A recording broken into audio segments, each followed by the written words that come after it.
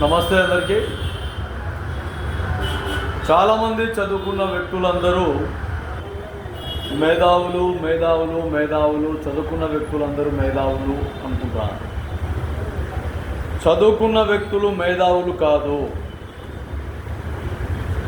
చదువు లేని వ్యక్తులు మేధావులు కాకపోయినా ఈరోజు ప్రజా సమస్యలపైన నిరంతరం ప్రతిరోజు పోరాటం చేస్తున్న వ్యక్తులందరూ మేధావులు కాదు.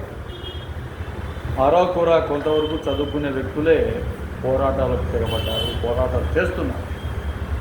చదువుకున్న వ్యక్తులు మేధావులు అని మనం ఏం మాట్లాడుకున్నా కూడా వాళ్ళు ఎక్కడ కూడా ఈ దేశంలో ఎక్కడ కూడా ప్రశ్నించకుండా, ఎక్కడ కూడా సమస్యలపైన మాట్లాడకుండా, ఎక్కడ కూడా దేశ రాజకీయాల్లో చాతుర్యం చూపకుండా, ప్రజలు ఎన్నో రకాల ఇబ్బందులు గురవుతున్నా కూడా ఆ ప్రజా సమస్యలపైన పరిష్కార దిశ మార్గంలో మాట్లాడలేకపోతున్నారు, మౌనంగా ఉంటున్నారు. ఇది చాలా తప్పు.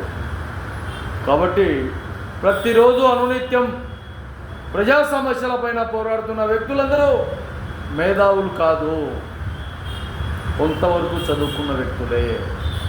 కొంతమంది చదువు లేని వ్యక్తులు కూడా ఉన్నారు. నిరంతరం ప్రజా సమస్యలపైన పోరాటాలు చేస్తూనే ఉన్నారు. మరి ఎవరిని మేధావులు అనాలి? పెద్ద పెద్ద చదువులు చదువుకునే వాళ్ళని మేధావులు అనాలా? చదువు లేని వ్యక్తులే పోరాటాలు చేస్తుంటే వాళ్ళని మేధావులు అనాలను? ఓసారి సమాజమే డిసైడ్ చేయాలి. మౌనంగా చదువుకున్న వ్యక్తి మౌనంగా ఉండకూడదు. సమాజాన్ని ప్రశ్నించాలి, గవర్నమెంట్ని ప్రశ్నించాలి, ప్రభుత్వాన్ని ప్రశ్నించాలి.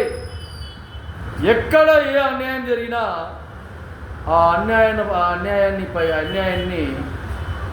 న్యాయం కోసం పోరాటం చేసే విధంగా ఈ మేధావితనం ఉండాలి. అప్పుడే సమాజంలో ఈ మేధావి ఎక్కడ కనుమరుగవుతాడో, తెరమరుగవుతున్నాడో వాళ్ళకే వదిలేస్తాం పూర్తిగా.